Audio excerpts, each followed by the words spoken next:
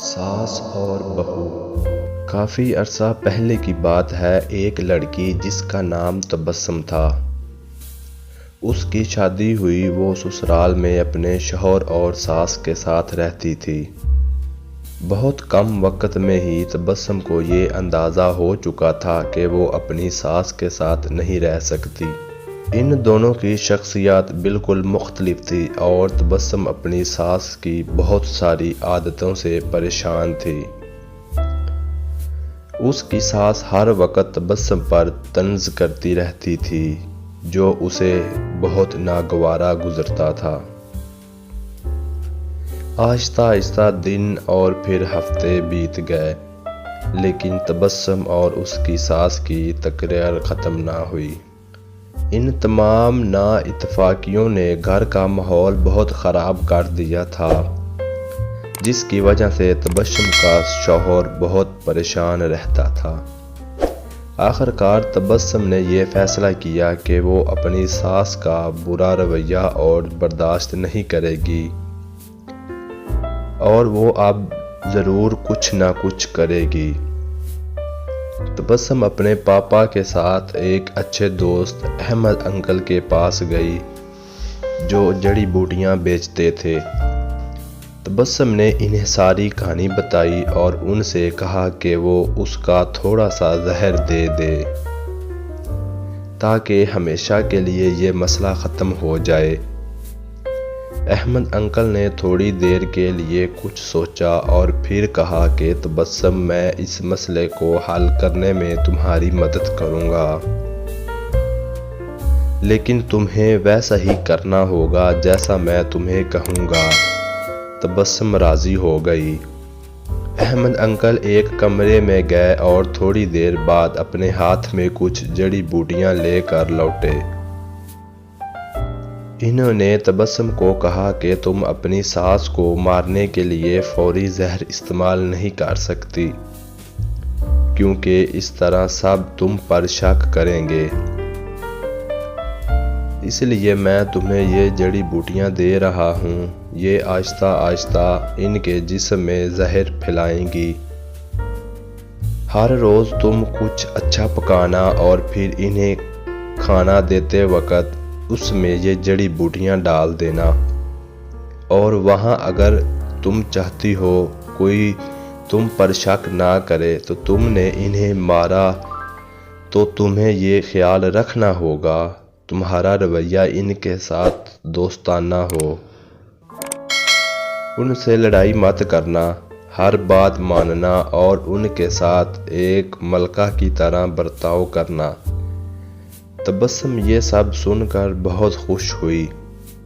اس نے احمد انکل کا شکریہ ادا کیا اور جلدی سے گھر چلی گئی، کیونکہ اب اسے اپنی ساس کو مارنے کا کام شروع کرنا تھا۔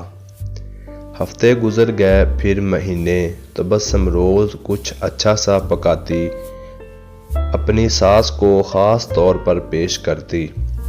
اسے یاد تھا کہ احمد انکل نے اس سے کیا کہا تھا کہ اسے اپنے غصے پر قابو رکھنا ہوگا، اپنی ساس کی خدمت کرنی ہے اور ان کے ساتھ اپنی ماؤں جیسا برتاؤ کرنا ہے۔ 6 مہینے گزر گئے، گھر کا نقشہ تقریباً بدل چکا تھا۔ تبسم نے کوشش کر کے اپنے غصے پر قابو پانا سیکھ لیا تھا۔ اب اکثر وہ اپنی ساس کی باتوں پر ناراض نہ ہوتی اور نہ ہی غصہ کرتی۔ 6 ماہ میں ایک بار بھی اس کا اپنی ساس سے جھگڑا نہیں ہوا تھا، اور اب اسے وہ بہت اچھی لگنے لگی تھی اور ان کے ساتھ رہنا بھی آسان لگنے لگا تھا۔ اس کی ساس کا رویہ بھی اس کے ساتھ بدل گیا تھا، اور وہ بھی تبسم کو اپنی بیٹیوں کی طرح پیار کرنے لگی تھی۔ وہ اپنے سب ملنے والوں کو درمیان تبسم کی تعریفیں کرتی تھی۔ تبسم اور اس کی ساس دونوں ایک دوسرے کو ماں بیٹی کی طرح سمجھنے لگی تھی۔ تبسم کا شوہر بھی یہ سب دیکھ کر بہت خوش ہوا۔ ایک دن تبسم پھر احمد انکل کے پاس آئی اور ان سے کہنے لگی کہ مجھے طریقہ بتائیں، میں کیسے اپنی ساس کو اس زہر سے بچاؤں جو میں نے انہیں دیا ہے۔ وہ بہت بدل گئی ہے، میں ان سے بہت پیار کرتی ہوں اور میں نہیں چاہتی کہ اس زہر کی وجہ سے مر جائے جو میں نے انہیں دیا ہے۔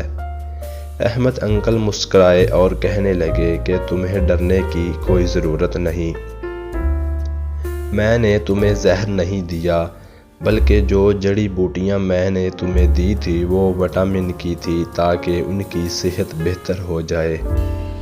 زہر صرف تمہارے دماغ میں اور تمہارے رویے میں تھا، لیکن وہ سب تم نے اپنے پیار سے ختم کر دیا ہے۔ اگر ہم اپنے رویوں، اخلاق اور سوچ کو درست کر لیں تو کہیں پریشانیاں، بدگمانیاں اور اپنے آپ پر یا کسی دوسرے پر ظلم و زیادتی کرنے سے بچ سکتے ہیں۔ جی تو پیارے ناظرین، یہ تھی آج کی ہماری تحریر۔ ویڈیو اچھی لگے تو اپنے دوستوں تک ضرور شیئر کریں، ہمارے چینل کو سبسکرائب کر کے ساتھ لگے بیل کے آئیکن کو پریس کر کے نوٹیفیکیشن آن کر لیں تاکہ ہماری آنے والی نیو اپڈیٹ سب سے پہلے آپ تک پہنچ سکے۔ تو ملتے ہیں کسی اچھی ویڈیو کے ساتھ، اپنا بہت سارا خیال رکھیں، ہمیں دعاؤں میں یاد رکھیں۔ اللہ حافظ۔